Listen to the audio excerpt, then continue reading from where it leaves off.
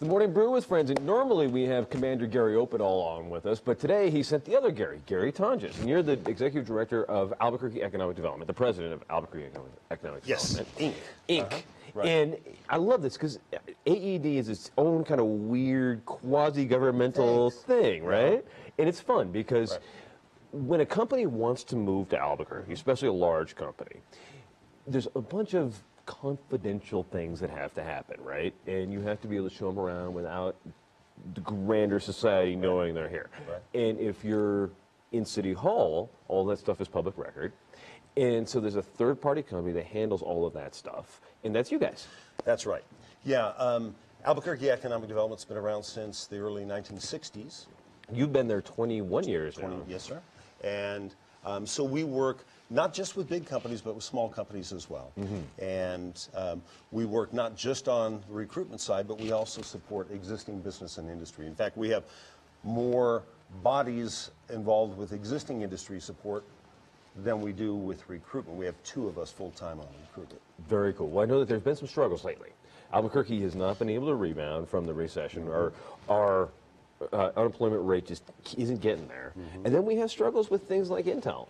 And what are we going to do about that? I mean, from an economic developer's perspective, what do we do about Intel? Because it looks like today is the day that the company announces layoffs. Mm-hmm. It looks like we're keeping the plant, but we could lose some bodies out there. What does that mean to the economy in the local the local MSA and local sphere? So I think the state actually has been doing a very good job for the last several years of working on Intel, trying to make for a better environment for business. Well, there were things like the Save Intel bill a while back that cut some of the tax rates. But it wasn't a Save like Intel bill. Intel was one of the beneficiaries. It was, why don't we get manufacturing in the state? Why don't we stop punishing companies that want to invest or hire here? It used to be, if Intel wanted to expand a plant and they said, should we do that in Oregon or Arizona or New Mexico, if they would expand here under the old system that we had, it was way more expensive.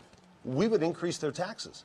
Right. If they decided instead to expand in Oregon or in Arizona, guess what? They get a corporate income tax cut in New Mexico for expanding in other places. How did that work? It was stupid. We did that for 40 years plus in New Mexico. So 3 years now, coming up on the 3rd anniversary of this new tax regime, tax system in New Mexico, which means we're competitive again.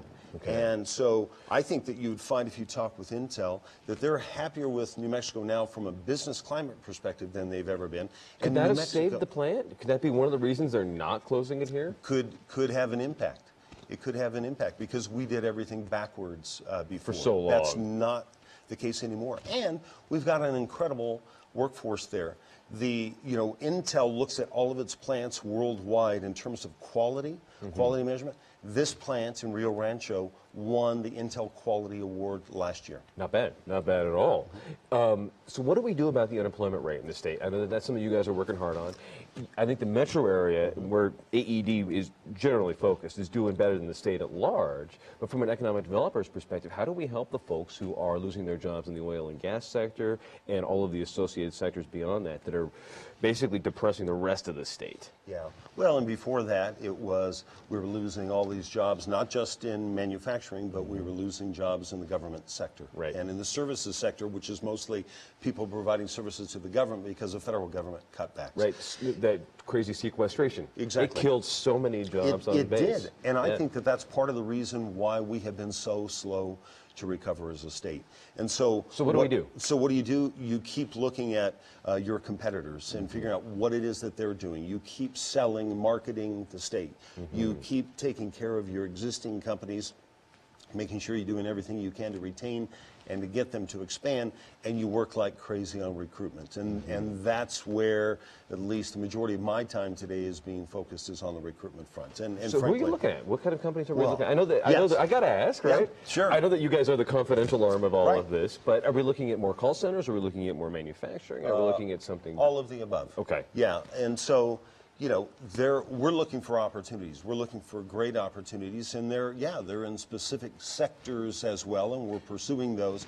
Because you have to serve the entire labor market. You can't just serve one sector of the labor market, right? Yeah, and so you'll find work in IT and in manufacturing and in business services and in customer support as well. And so there are some great opportunities that are out there now that we're pursuing.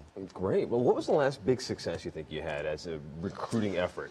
Yeah, so it depends on how you define big. Let's just say numbers of jobs. So I'd say in terms of importance, I think there are lots. And there's a gentleman here you just spoke with, Shad Adair, who's involved in the recruitment. In fact, we wouldn't have had that opportunity, I think, but for Shad, for Rural Sourcing, Inc. RSI, of course. RSI coming in with 125 software development jobs in downtown. It's not 1,000 jobs, but it is a terrific company with a really important investment. And here. High wages in a neighborhood that needs the help. Right. Comcast coming in with a bilingual, completely bilingual customer service center. And so those jobs are $35,000 to $38,000 a year, and plus full hundreds benefits, of them. And there are hundreds of them. So how do you sell that? Like, how do you have a meeting? Do you have a sit down with like the guys from Comcast and say, so here is our pitch? Yeah. Yeah? And so what you're always doing is trying to determine what are the priorities, what are the hot buttons, what's going to impact a particular project, you know, what are the key factors in your decision, and then what you do is pull together your team, and then you attack that. You prepare on for that. You make the case. What are the most important resources, individuals, companies we have in the local market who can tell the story to an RSI, to a Comcast, whoever it might be, as to why they ought to be here. Use others to do the sales pitch for you. Excellent.